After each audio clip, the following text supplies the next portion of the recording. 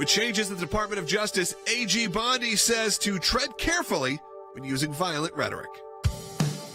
Keeping you informed and engaged, now more than ever. This is Sekulow. We want to hear from you.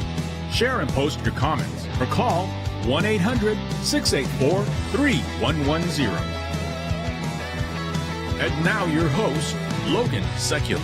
Welcome to Sekulow. Phone lines are open for you at 1-800-684-3110. Will Haynes is joining me in studio. We got a packed show coming up, but we will be taking your calls and your comments again at 1-800-684-3110. What we're talking about right now is that Attorney General Bondi responded to those threats that were essentially made, and you can decide how you want to take those threats, to Elon Musk and I guess to Tesla in general. This has become a big concern. Now, look, what Pam Bondi said should not surprise anyone. I think we have to be careful. I think you got to tread lightly, as she said, because when you start talking about pursuing violence or saying things that could be interpreted that way, who has the repercussions? Who actually fears it? And after a year that just passed of 2 assassination attempts, you can go back before that and go look at what happened in 2020, whether that was the riots that happened over the summer that turned violent, or you could even go back to January 6th. Let's be honest and say that the violence has creeped up, and the people who are getting motivated to do things that are not good. And they're getting motivated a lot of times by the rhetoric coming from the other side of the political spectrum, who do not care about the livelihoods of their fellow representatives. Look, I'm with Chuck Schumer in the Supreme Court. Remember the death threats came upon the Supreme Court when there was the leaked opinion overturning Roe. Okay, these are things that are happening in real time and are actually happening. So let's hear how Pam Bondi responded. Now, Will, she responded to this because of that statement made last week.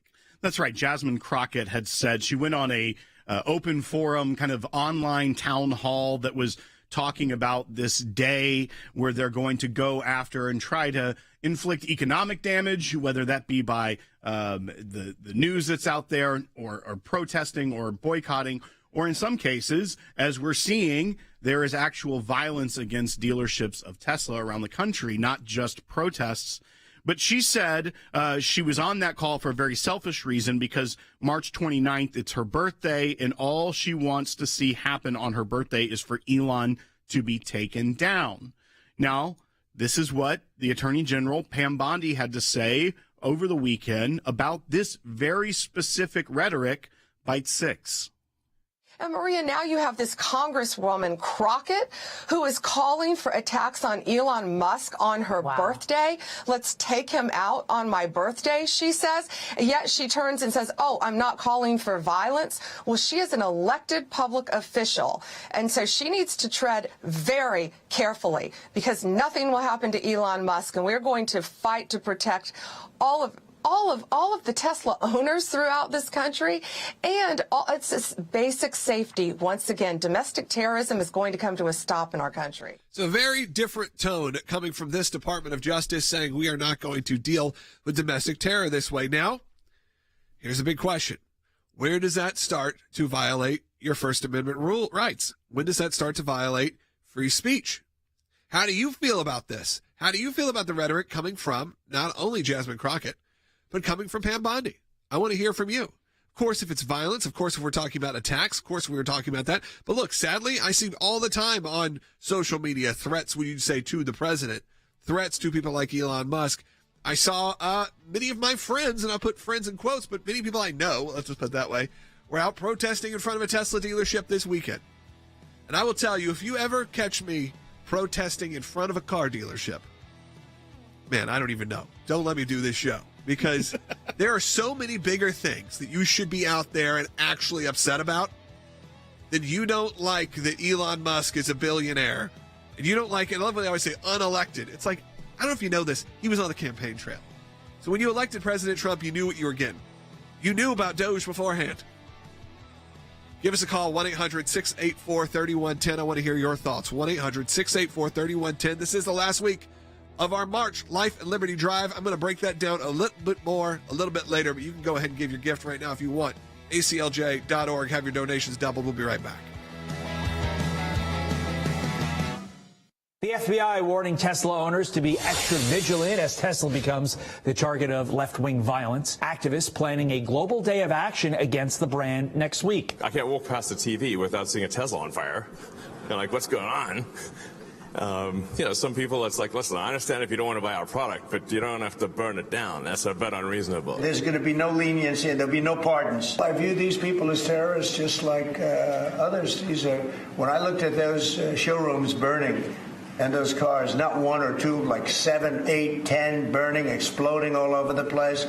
These are terrorists. On March 29th, it's my birthday. And all I want to see happen on my birthday is for Elon to be taken down. Yes. Now you have this Congresswoman Crockett who is calling for attacks on Elon Musk on her birthday. Let's take him out on my birthday, she says. Yet she turns and says, oh, I'm not calling for violence. Well, she is an elected public official. And so she needs to tread very carefully because nothing will happen to Elon Musk. And we're going to fight to protect all of the Tesla owners throughout this country, and it's this basic safety. Once again, domestic terrorism is going to come to a stop in our country. I wasn't calling for violence, and it's ridiculous that I even have to say something like that. But because they are trying to twist our words, one of the things that I told people to do is make sure you are adhering to the laws in your area. Make sure you know what it looks like to protest and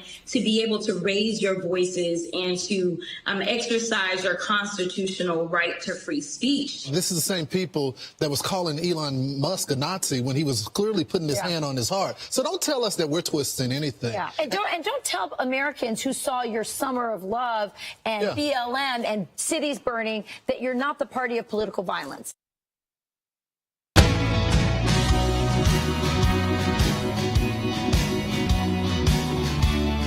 Welcome back to Sekulow. Phone lines are open for you at 1-800-684-3110. For those just joining us, to reset a little bit, we were talking about Pam Bondi's comments, essentially saying, quit using violent rhetoric in terms of attacking people, Americans, or people in the cabinet, people in the administration, especially if you're an elected official. Because unlike previous administrations, we're not just going to take it. Now, that opens a lot of questions. And phone lines are open for you because I want to hear your thoughts. Because violent rhetoric is a bit blurry in 2025, unfortunately. Because you'll have Jasmine Crockett saying, yeah, I said take down Elon Musk. That doesn't mean I was being violent. And then, of course, they'll juke to January 6th, which, of course, we all condemn and say was a terrible thing. And a lot of these things are happening over and over again. This administration, though, has said we actually are going to prosecute when this happens. And that, of course, opened a big door because people said, what does that mean? What does that look like? Phone lines, again, are jammed, but we're going to try to get to you. Let's go ahead and start with a call. Let's go to Kay in Georgia on line 1, listening on the radio. Kay, you're on the air. Yeah, thank you for what you do. I'm so frustrated and actually angry. Like, why on earth is there any special measure needed to be taken when what the people are doing is illegal? You can't bomb places. You can't destroy vehicles. You can't threaten people like that. That's criminal. Hey, that's pretty common sense. You'd think it's pretty easy to say, yeah, you can't be destroying people's private property. You can't be Molotov cocktailing car dealerships. If you want to go and have a peaceful protest, I think it's silly that you're protesting at a car dealership, but that's it's your decision. Do whatever you want. I don't care. Like Elon Musk said, just don't buy the product. Or protest the product, for that matter. I don't care. I don't even imagine why you would do that. But okay, say you want to do it, fine. But when we are talking about violence, and then calls to violence, is where things are going to get illegal. Well, and to your point, Kay, I don't think there necessarily needs to be any sort of special legislative help here. And Attorney General Pam Bondi isn't just saying things in the media saying, hey, tread carefully. Yeah, she's getting it done. They have charged multiple defendants now. And this is the quote from the press release from the Department of Justice. The days of committing crimes without consequence have ended, said Attorney General Pam Bondi. Let this be a warning. If you join this wave of domestic terrorism against Tesla properties, the DOJ will put you behind bars. One defendant was armed with a suppressed AR-15 rifle, was arrested after throwing approximately 8 Molotov cocktails at a Tesla dealership in Salem, Oregon. Another was arrested in Loveland, Colorado, after attempting to light Teslas on fire with Molotov cocktails. The defendant was later found in possession of materials used to produce additional incendiary weapons. And in Charleston, South Carolina, a third defendant wrote profane messages against President Trump around Tesla charging stations. Okay, they arrested him for writing something.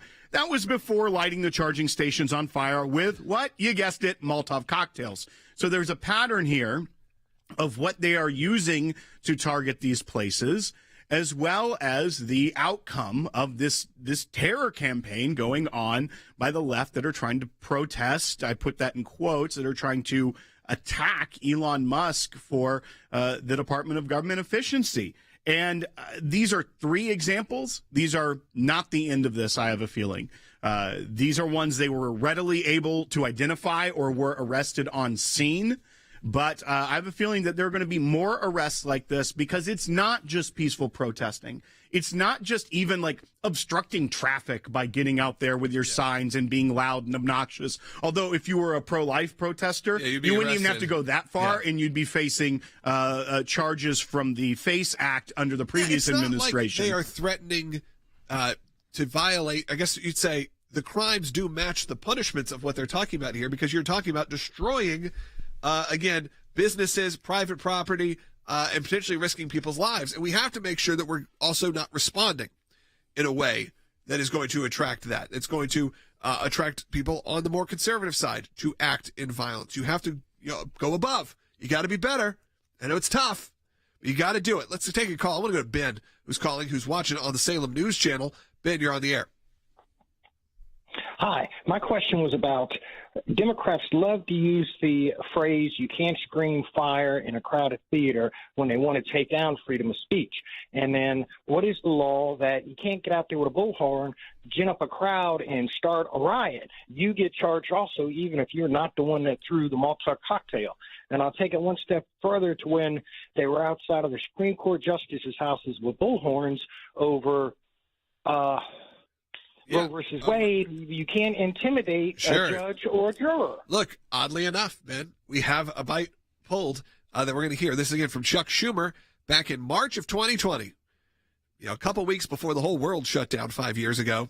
And remember, this was the rhetoric coming from Chuck Schumer aimed at Gorsuch and Kavanaugh, Supreme Court justices, on some of the most important times. So go take a listen. Bite 3. I want to tell you, Gorsuch, I want to tell you, Kavanaugh, you have released the whirlwind, and you will pay the price. You won't know what hit you if you go forward with these awful decisions. You go back to that. I mean, there was nothing more violent than that rhetoric. You're not going to know what will hit you. You're a Supreme Court justice. You're not a media commentator. You're not caring about probably what's in the press. What could he possibly have been inferring? Right. You have a lifetime appointment and you're saying you will pay the price. Right. What does that mean other than there's going to be violence against you? People are going to harm you. There is no other way to interpret that within the American framework of how these people, it's not like they're going to get voted out. It's not like they're going to be primaried for their Supreme Court seat. There is only one way to interpret that. And yet, I think the difference now is there's a different Department of Justice. That was at the tail end. That's when the world was shutting down. As you mentioned earlier, there was a lot of things going on. I don't know. I think it would be very absolutely unprecedented for the Department of Justice to go after and prosecute the Senate Minority Leader. I don't know what would happen if he said this exact same thing today, though. Yeah. I think it would be a lot bigger discussion than just it's free speech. He's saying that was a threat. And what happened just weeks after that? Someone went to Brett Kavanaugh's house to try and assassinate him. Right. It was not – these things aren't disconnected. These things don't happen in a vacuum. And the same thing can be said through the 2024 campaign. President Trump is a Nazi. He must be stopped at all costs. Yeah, it's threats to democracy, threats to the country. Exactly. And what happens? 2 assassination attempts on the man running for president that eventually went on to win it.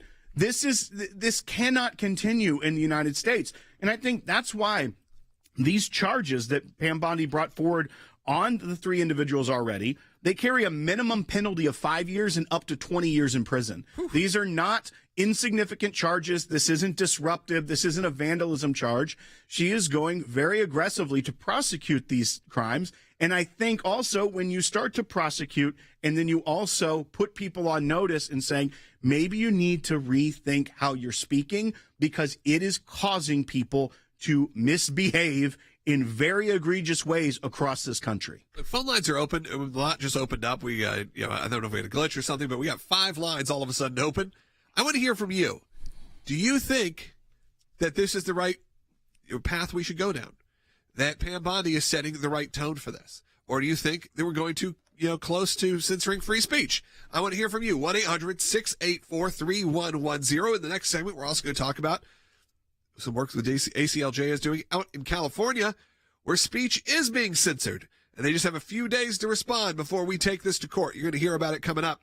But this is the last week of our March Life and Liberty Drive. This is it. It's your last chance to have your gift doubled during March. It's very important. And the fights we are facing are obviously for life, for religious freedom. Again, you're going to hear about that religious freedom argument coming up in the next segment. And whether that's here or around the world, and of course, free speech. But for religious freedom, there's 2 big moments. There's what's happening in America, which again is bad. There's a lot of times where Christians are under attack and people of faith are under attack. We got to make sure that they are taken care of. We got to make sure that we are there for them. And then you have situations like what's happening in Congo, where Christians are being slaughtered just for being Christians, for being in a church. Those are 2 very different versions of persecution. But the ACLJ is involved on both. Whether that is a pro-life pregnancy center that is being censored and told, hey, you have to make sure you tell people about abortion.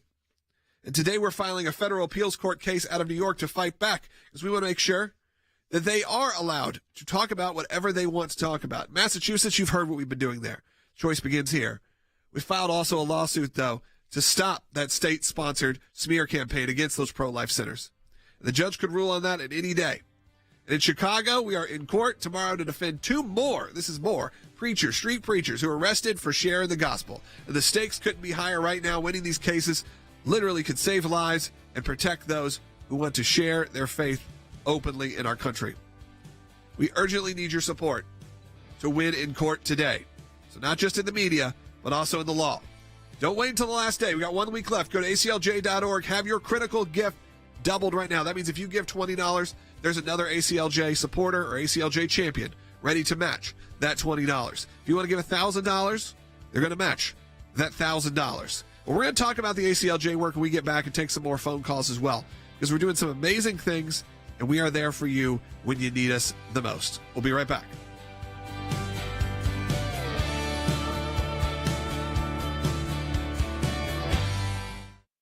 Right now, coming to you live from Geneva, also spending time with our colleagues at the European Center for Law and Justice. So, Cece, as you're joining us, again, this is a connection via phone, but we can see you. Hopefully it sounds great, looks good for everyone who's watching and listening. But why don't you explain why you're there?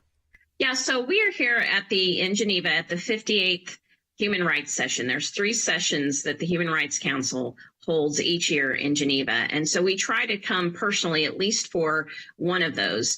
And while we're here, we have so many meetings and side events. And I will be giving hopefully 2 oral interventions, one for sure defending Israel, and then hopefully another one on blasphemy laws in Pakistan. But we have already had good meetings. I met with the working group on arbitrary detention. I also met with the working group on enforced and involuntary disappearances. And as you know, we still have 2 clients, the Berman brothers, that are still being held hostage in Israel. So I was able to talk to them about that. We, again, will have, I think, 7 meetings with special rapporteurs here, and the special rapporteurs are just independent experts that report and inform the council. And we will be meeting, and they are experts on themes, and they're experts on countries. And so the themes are things like freedom of religion and arbitrary detention, the peaceful assembly, freedom of expression. And so we have 7 of those meetings with special rapporteurs, and we'll also be meeting with one of the delegates from Pakistan and talking about our cases in Pakistan. So it's really a week just full of very important meetings defending the rights of persecuted Christians across the world and also defending Israel.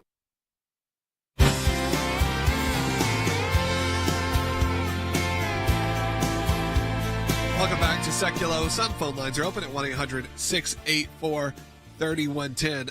We are going to talk a little bit more about what's going on with Pam Bondi, but I did want to take a second because there are some updates of what's happening. If you may not know about this, in California, there's a church that meets on the beach. They've been around for a very long time, and they've been meeting weekly on the beach for years and years, maybe decades at this point. 18 years, yeah. 18 years, almost 20 years, almost 2 decades. And they were told just now, and they have been very cool, very chill. If there's a 5K coming through, they're going to delay. Like, they've never caused an issue with anyone within the state or the city or the county. But now, because it's a religious meeting, because it's a Christian church, they are now coming in and saying, hey, you're only allowed to do this a few times a year. And the ACLJ said, that's not how it's going to go. You can't discriminate because it's a religious service. You can't discriminate because it's people of faith. And that's what they're doing. And these organizations and these governments, they think they can just do that. But thankfully, there are organizations like ours that take up these cases at zero cost, by the way. And that's because people like you support the ACLJ. We're able to go in and help this church out, and they don't have to worry about any sort of financial obligations to the legal side of this. That's right. So this is a church on the beach out of Redondo Beach, California. And they, as Logan said, they never had a problem with their gatherings for 18 years. They went through the proper permitting process. They did everything right. They would clean up after themselves after the service. This was not an issue. But then in October, LA County abruptly changed the policy on them meeting there, and they have informed the pastor that now basically they are limited to 6 meeting times per year. 2 of those, their fee is waived. The rest of the time, they have to pay $250 for the permit fee. And that they can no longer meet in their primary location, but they can meet in 4 other specific locations. So they're completely eradicating the church being able to meet where they've been meeting for 18 years. Yeah, which is the mission of the church. I want to make sure you understand that, too. If I'm on their website right now, they said there's no doors to walk through. It's a space to be present without pressure because you don't have to worry about any boxes you got to check. They said they meet in creation's own amphitheater. And the idea is that community can be built in a different way because there's going to be people who are not going to want to walk into a church building, that maybe they're going to come and sit around on the beach. And again, they've been hosting this for nearly 2 decades. And one county official, which completely shows how foreign ministry is to city officials in LA County, because the city official said to one of the pastors, said, you don't need the beach because you can just, have a building. Yeah. Just meet in a building. Completely misunderstanding the entire philosophy and mission of this ministry that has been so effective at sharing the gospel with people that may have an aversion to going to a traditional church building. That is primarily the philosophy behind Church on the Beach, is to be there and be a ministry to people who may not walk through a traditional church door. Yeah, so the ACLJ is there, and we are actively working on this case. That's right. So they are now on the clock. Yeah, we got a good timeline coming for you, okay? You can't just let these things go open-ended, because if you do, nothing happens. They'll never respond. They won't get any, no action will happen. You got to say, hey, we're going to give you a little grace period here to get your stuff in line. Say that nicely. But if you don't respond by X date, the law's coming at you. So we sent the demand letter, and a lot of times in these situations, once a city attorney gets the demand letter where our attorneys lay out how they're violating the constitutional protections by discriminating against a church, when none of the other groups that want to use the beach have to go through any of these hoops, a lot of times that gets resolved. So we got a notice that the city attorney had received it and that they are reviewing our letter. We said, great, you have until next Friday. So this is this Friday coming up. If you don't respond affirming the right of our client, as well as changing the city policy. Yeah, get it on paper. Then guess what? We'll see you in court. Our lawyers right now are drafting the complaint. They will be ready to go as soon as the city responds. If the city doesn't respond favorably for our client, we'll see you in court because you're violating the constitutional rights of this church by allowing any group under the sun to do whatever they want as long as they're not a church that's been meeting there for 18 years. Then we're going to have special rules for you, which don't apply to everyone else. And again, just so you know, and for full clarity, yes, these are our clients.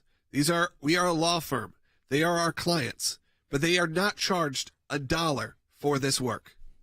We have some of the best and the brightest lawyers, legal team, media team. All of that is because of you.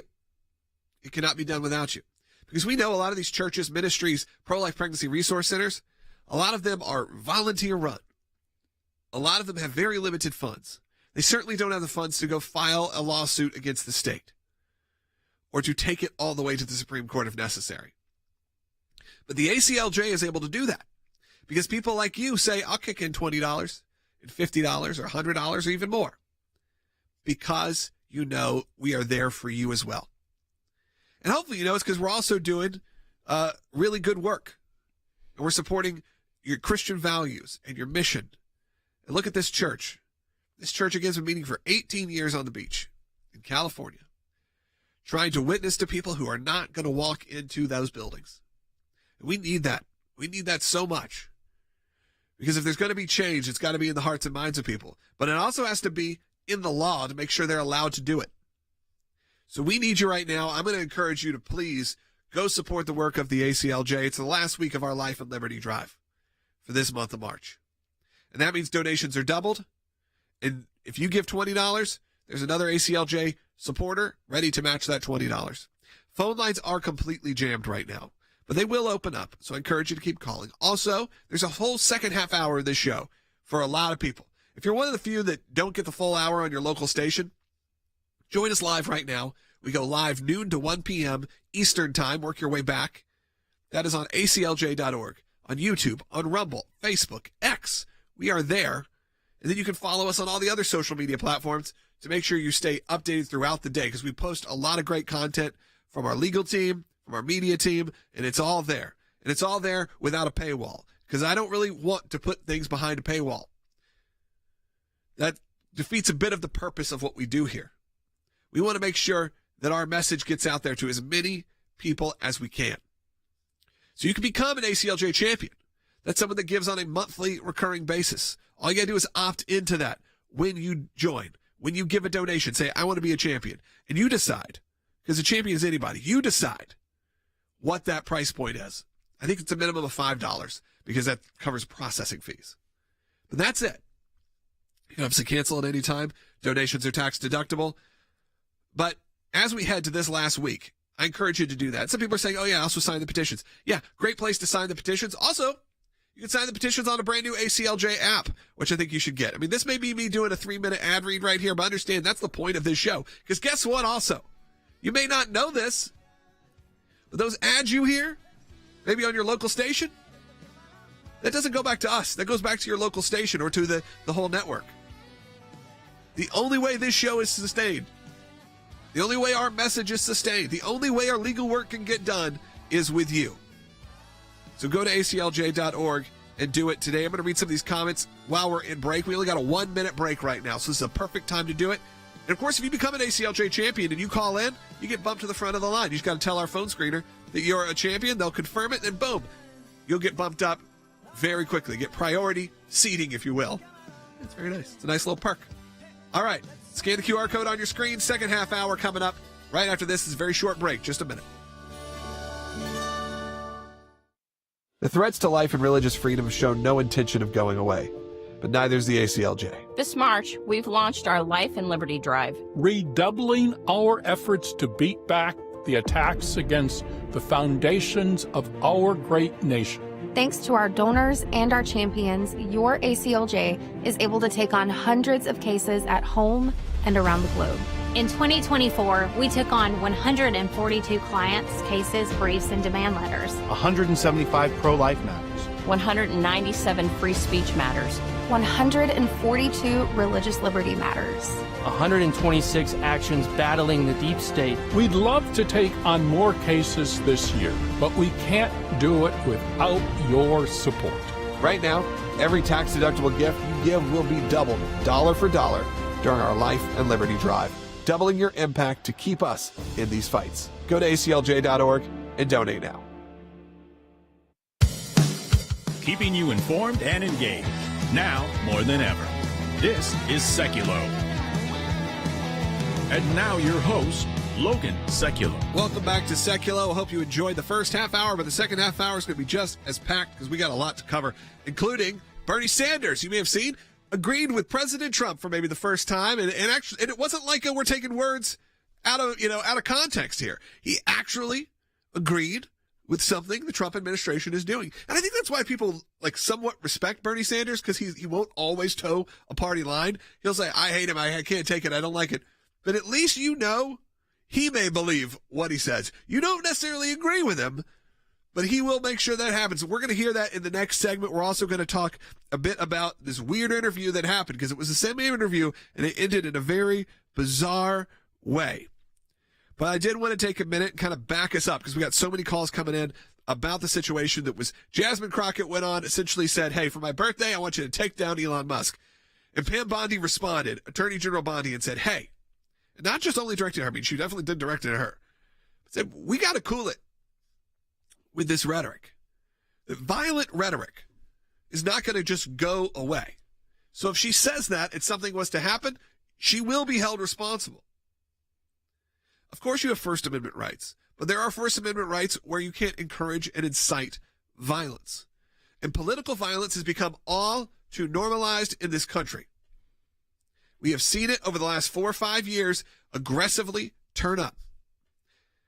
And sure, historically, by the way, look at our whole existence. Political violence has been a part of our nation since the founding. But we can do better. We live in a modern society, and that modern society doesn't allow you to spread violence this way. When you come off of a campaign where the Republican candidate, the former president of the United States, was nearly assassinated multiple times. When you have people's cars in their car dealerships and people being attacked because of the car they're driving. No one cares about Volkswagen. No one cares about Mercedes. Okay?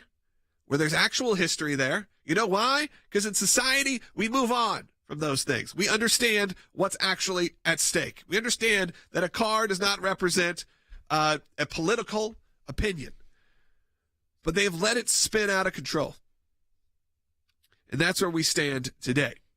We have a lot of calls coming in. Maybe we could take one really quick before we head to break. Let's go to Kristen in California, who's watching on YouTube. Kristen, you're on the air. Hi, yes. I want to know, why is it that we're to accept Jasmine making a correction and saying, no, I didn't say violence, but when Trump said go to the Capitol, oh, it was an insurrection. Yeah. What's the difference here? Well, Kristen, look, she even brought that point up, which is odd to be like, well, what about over there? It's like, so you're saying that was good? Are you saying January 6th then was okay? Because if you're saying that, then we're having a totally different conversation. Because I think what Pam Bondi is saying, we got to tone down political violent rhetoric. And that can be true on the right as well. It's not like that's just a left-wing issue. You can go down to the streets and see people on both sides. Now, does it feel like it's aggressively gotten more on the left? Absolutely.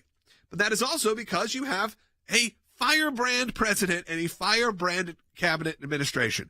You know, my friends, I told you, I had a friend who was protesting this weekend, brought his kids out to protest in front of the Tesla dealership and put, this unelected, whatever for Elon Musk. And Will and I were talking. Number one, if you voted for President Trump and you didn't think Elon Musk was going to be involved in this, then what campaign were you watching? He was involved since pretty much for the last year, aggressively, making campaign stops, fully endorsing him, jumping around, wearing the dark MAGA. This wasn't anything that we're shocked about. You know who else is unelected? If you want to put that in the same way, every other member of the cabinet, except for the vice president.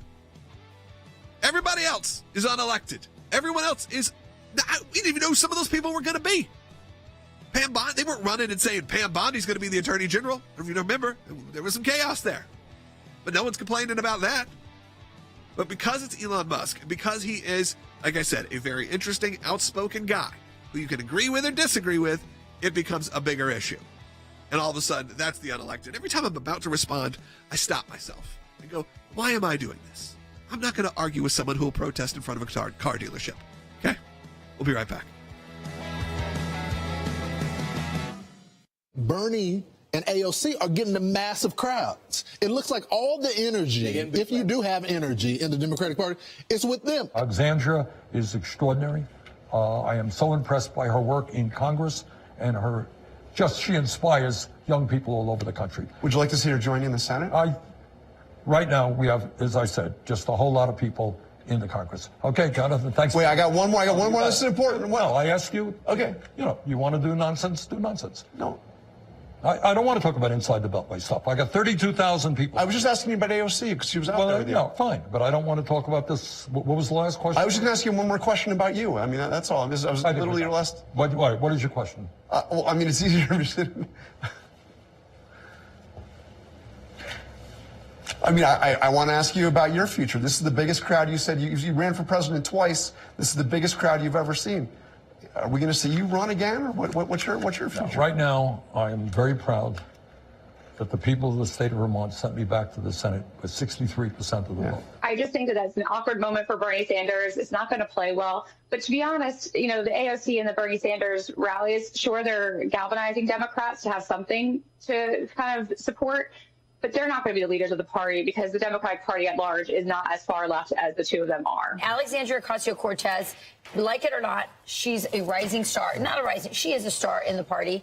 And then Chuck Schumer, as you said, they're projecting all their grief onto him, all their frustrations onto him.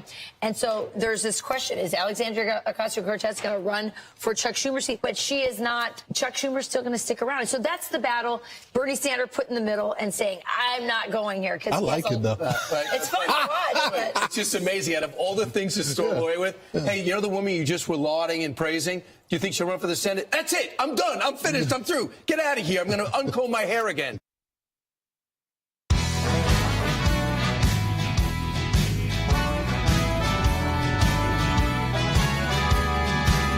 Welcome back. I did want to go to a call that has a different point of view, and I've asked for that point of view, and I've asked your thoughts in terms of how this has free speech implications. I want to go to George in New Hampshire, who's listening on the radio. George, you're on the air. Yeah, hi. I'm taking the viewpoint that I think that Pam Bondi has gone too far because I'm willing to, discuss it. I haven't looked into this in great depth yet, but this would be unprecedented, prosecuting a sitting representative for speech, and it's according to what you had just said. This is a firebrand president who has made many aggressive and provoking statements for the sake of rhetoric. Sometimes Yeah, but George, I don't necessarily think that that's good either. I want to make sure that that's clear. Is that I'm not saying what happened with President Trump and what he has done and some of the stuff he says, or Elon Musk. I'm not saying that I agree with the rhetoric they use. Now, she kind of time-stamped it, is a bit of the concern. She said, on my birthday, I would love for him to be taken down. That's a little different than saying I disagree with him and I really want him out of office. I really don't want the Doge department to happen. You are saying on this date, go do something about it. That's a bit more. That's a bit more aggressive. Now, do I think that they should? As of right now, no. If something was to happen, maybe so. Because you could point a direct line to it and said, this person, it's like encouraging someone to do harm to themselves or to others. It's Charles Manson. It's an interesting way to look at it. I understand there are free speech implications. I'm concerned about those as well, as a free speech advocate. Look, there are Nazis, legit Nazis, that really do protest in our downtown streets. I've had to confront them and see them. And that's why when these people are out in front of a car dealership, it makes me chuckle a little. And I told Will, I want to back up one statement about the car dealership. If you work at that car dealership, fine. By all means, if you need a protest, I got no problem with that. But if you're, if this is the number one thing on your concerned list and you are a middle-class American, then your priorities are just completely out of whack. Well, and I think to George's point that if Pam Bondi had all of a sudden, actually filed charges against her because of that statement, it would be unprecedented. Yeah. And I think if it gets to the point, it would be a different precedent being set. What she's saying is, I'm hearing all this rhetoric and I'm seeing what's playing out. So I think members of Congress should tread lightly or tread carefully. And now, is that a threat of prosecution? Many of people are going to take it that way. However, I think it can also be an adult in the room saying, hey, you are an elected member of Congress. You have a responsibility to not encourage and make this a lot worse than it is, because right now we're seeing terroristic activities in our country, firebombing a place of business. That has no place in the United States of America, so you should tread carefully. And I think that actually is an appropriate statement from anyone that has a voice of reason, that they can put that forward. But she hasn't placed charges on Jasmine Crockett. But these people do need to realize there gets to be a point where the rhetoric you're using is having direct impact on people's lives. And they seem to forget that. They seem to forget that they are someone that people look up to. I know for our audience, that may be hard to believe that people look up to and take advice from these members of Congress that are so out there. But there are people that do. And I think that they need to be very careful when they're saying, I want to see him taken down on my birthday. Make it a birthday present for me. Yeah, I think that's when the specificity of that came in, is where it's like, you got to sound some alarms. You got to make sure you got extra security that day because you have put a timestamp on it. It's ridiculous. You are right. People do look up to these members. I think we should talk about one. Of course, that's Bernie Sanders, who's on tour right now with AOC, having these massive crowds show up. All of a sudden, they care about crowd size in the Democrat Party. It's like a thing where they're like, we had 34,000, and then news reports are varying. So it's weird deja vu. Yeah. But on the other side, it's a bizarro world. Oh, well, I watched a Rosie O'Donnell clip where she was like, "You want all swing states?" I think there may have been some interference in there. You're like, yeah. It's just She's the same questioning word. the outcome. I know. It's just like, everyone just flips. I mean, this is absurd. But you can say one thing about Bernie Sanders, and is that Bernie Sanders is a man who speaks his mind. Whether he is going to get up and leave during the middle of an interview because he doesn't like the verbiage of what's happening, or if they're going to ask him a question that certainly he's going to say no to, which is, hey, Bernie Sanders, is there anything that you actually agree with from President Trump? Most Democrats right now would say absolutely not, abhorrent. There's nothing that he could do that possibly could be good for this country. And Bernie, who again, you got to give it to him, says, well, there may be some things. Let's take a listen. Is there anything that you think Trump has done right? Yeah, I think cracking down on fentanyl, making sure our borders are stronger. Look, nobody thinks illegal immigration is appropriate. Illegal immigration is appropriate. I think he needs to turn that and look at his own party, because that's not necessarily where they're headed. The independents and Democrats are certainly not there condemning illegal immigration. You don't hear that. Yes, you may hear violence, you may hear some of those things, but you don't hear anyone, unlike Bernie Sanders right there, actually saying, yeah, I agree with him. I think he's doing a good job on fentanyl, and I think he's doing a good job on immigration. And making the border stronger. Yeah. I mean, it's next thing you know, he's going to put a bill for more funding in to build extra wall. It's an interesting play from Bernie Sanders. Clearly, either he has other aspirations or he is trying to boost members of his party at this time. The border in Vermont. He is the biggest newsmaker right now in the party, I would say, that maybe has any sort of positive news story about that, getting large crowds, going on this tour with AOC. And in that light, he is on tour with AOC. Yeah. And gets asked on a Sunday show by Jonathan Karl on ABC News a very simple question after praising AOC. This one turns a little strange. This is the weirdest thing I've seen in a long time. A little Biden-y. We got to be a little bit more careful, because I'm like, did he misunderstand? It's like, clearly he doesn't misunderstand, but why did this happen? Why is this? how long was this interview? Did he have him there for like 3 hours? Did he go Joe Rogan on him? And he's like, I can't sit here anymore. I'm not doing it. Let's take a listen to Senator Bernie Sanders and his conversation. You can see how weird this turns on ABC News. Back when I first came to the Congress and the House, I helped form the Progressive Caucus. We had 5 people in it at that time. Now they got close to 100. So you got a whole lot of good people. Alexandria is extraordinary. I am so impressed by her work in Congress and she inspires young people all over the country. Would you like to see her join in the Senate? Right now we have, as I said, just a whole lot of people in the Congress. Okay, Jonathan, thanks. Wait, I got one more. This is important. Well, I asked you. Okay. You want to do nonsense? Do nonsense. No. I don't want to talk about inside the Beltway stuff. I got 32,000 people. I was just asking you about AOC because she was out there. No, fine. But I don't want to talk about this. What was the last question? I was just going to ask you one more question about you. I mean, that's all. I was literally your last. What is your question? Well, I mean, it's easier to understand. I mean, I want to ask you about your future. This is the biggest crowd. You said you ran for president twice. This is the biggest crowd you've ever seen. Are we going to see you run again? Or what's your future? Right now, I am very proud that the people of the state of Vermont sent me back to the Senate with 63% of the vote. Right now, I'm Vermont Senator. That's what I do, and I'm very happy to do it. I am 83 years of age, and I'm tired.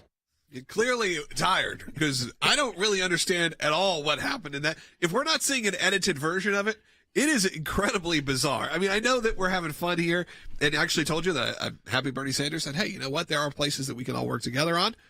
But when you have a moment where he didn't ask anything crazy, Jonathan Karl asked, would you like to see her joining the Senate? After he praised AOC yes. at how inspiring she is. And for some reason, Bernie Sanders thinks that's some sort of setup and gets up and leaves and says, all right, I'm done, and leaves. And then there's a whole debate whether they're going to talk. He says, I don't want to talk about the Beltway. It's like, you're on Sunday morning ABC News. Like, that's all they do. It was an odd moment. Hey, coming up in the next segment, we're going to take as many calls as we can. And right now we have 2 lines open. But if you're Tim, Peggy, Robert, Tony, stay on hold. I'm going to get to you. Simi been on hold for half an hour. But we're going to try to get to you really quickly when we get to the next segment. So I'm going to take this last minute here as we head to the break to tell you again that we are in the final week of our Life and Liberty Drive for the month of March, where all donations are doubled. And what's great about that is the work of the ACLJ continues. We're able to provide different things for you. Obviously, we're able to provide a good show that you hopefully enjoy. It can be both entertaining, educational, informative, but also on the other side of this office right now, there's a great legal team, and all over the country and all over the world, that is making sure your rights are protected and that your Christian values are protected. We couldn't do it without you, because we do it at absolutely no cost to clients or people in need. And again, that's around the world, whether that's the ACLJ, the ECLJ, what's going on with the ACLJ in Jerusalem, as there's always movement in Israel, and that's been so important over the last couple of years. And I've been so thankful that you all have responded the way you have. Go to aclj.org, scan that QR code. Your calls and comments coming up.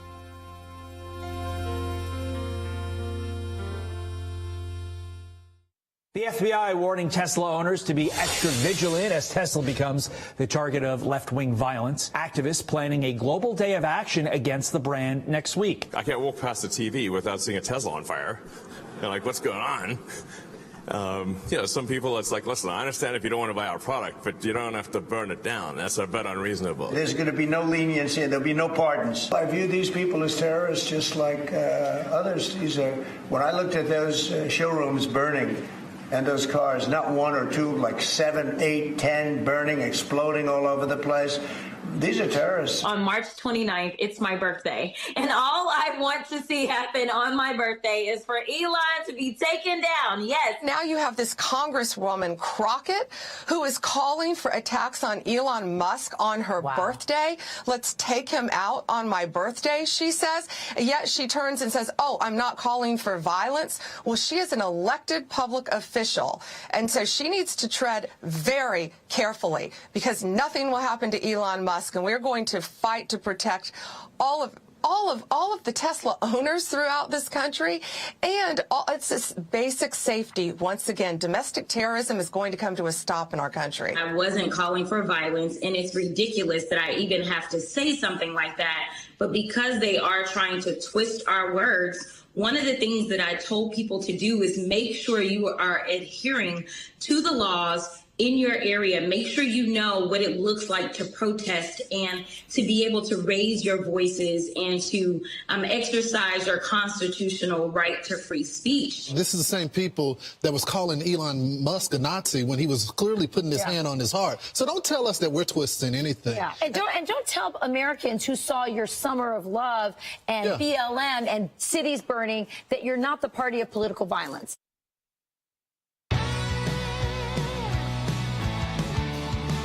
All right, let's take some calls because a lot of you have been on hold for a long time. 3 of you have been on hold for over half an hour.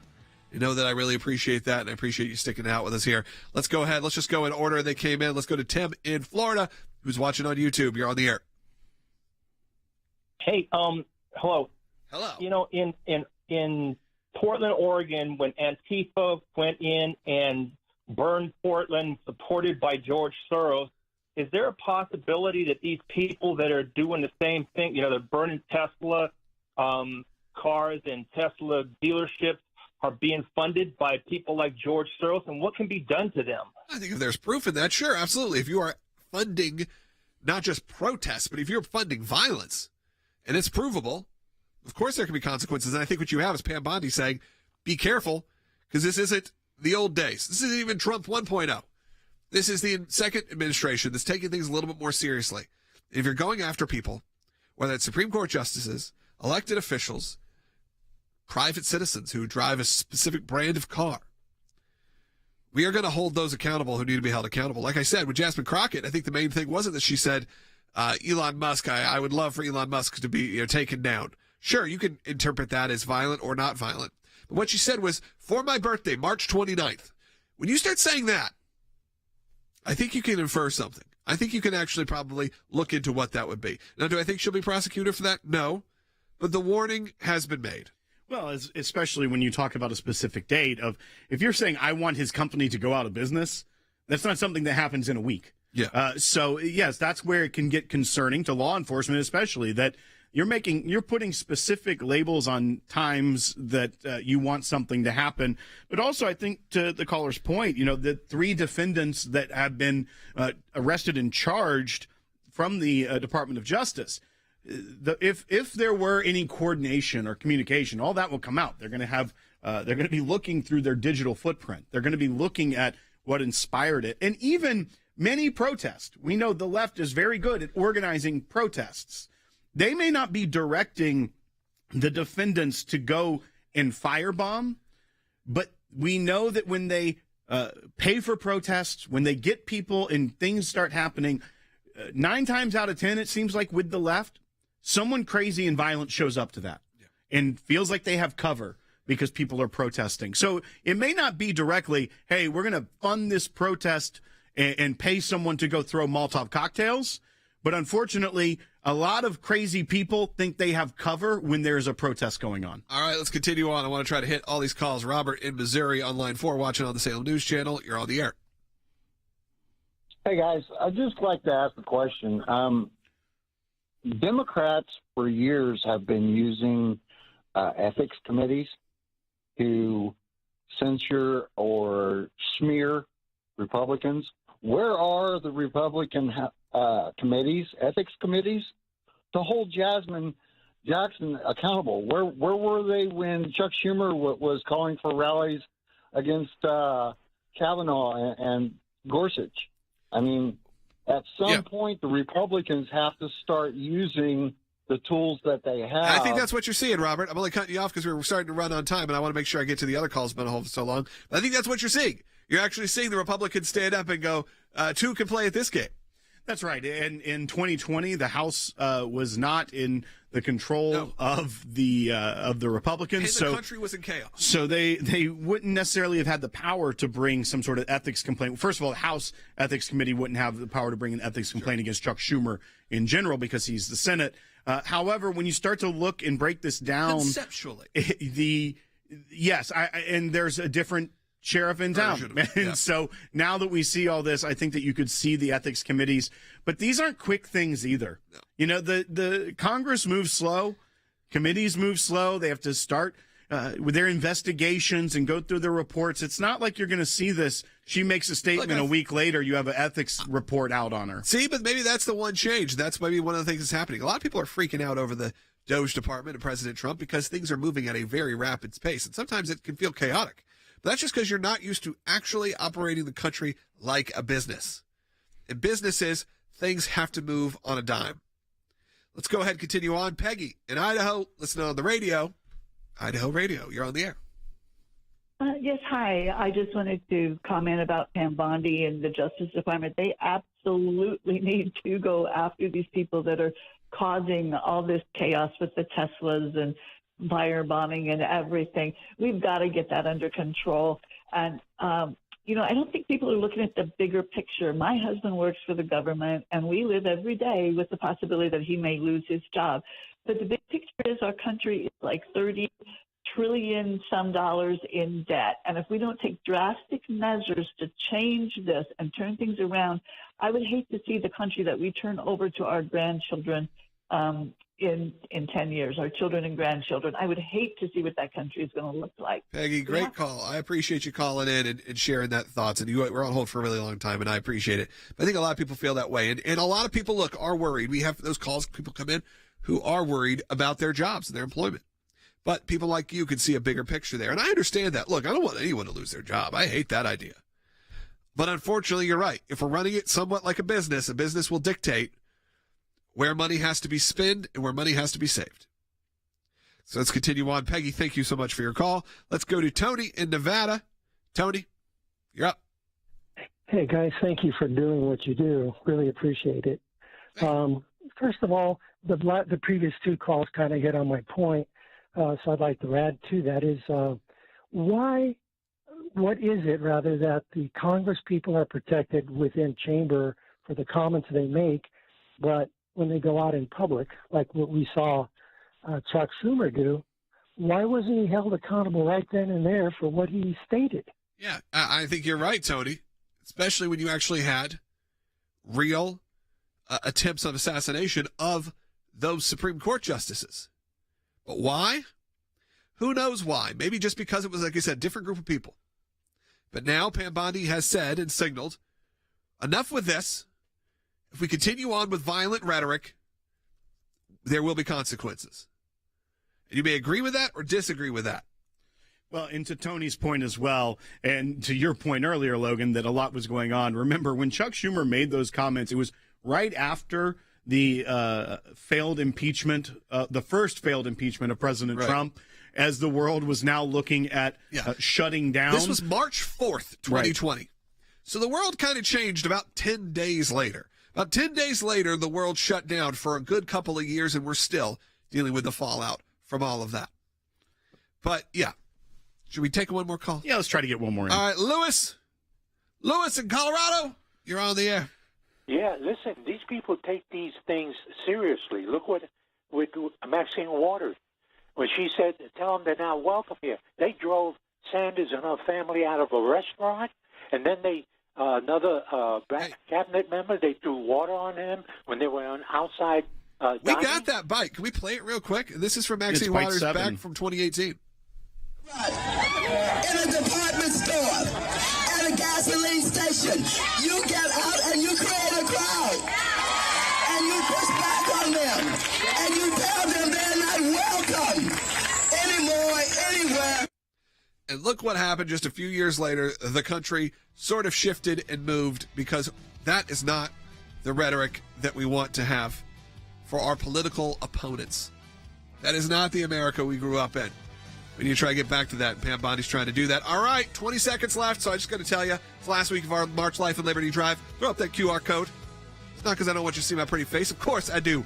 Scan that QR code right now and give a donation. All donations are doubled. Go to ACLJ.org.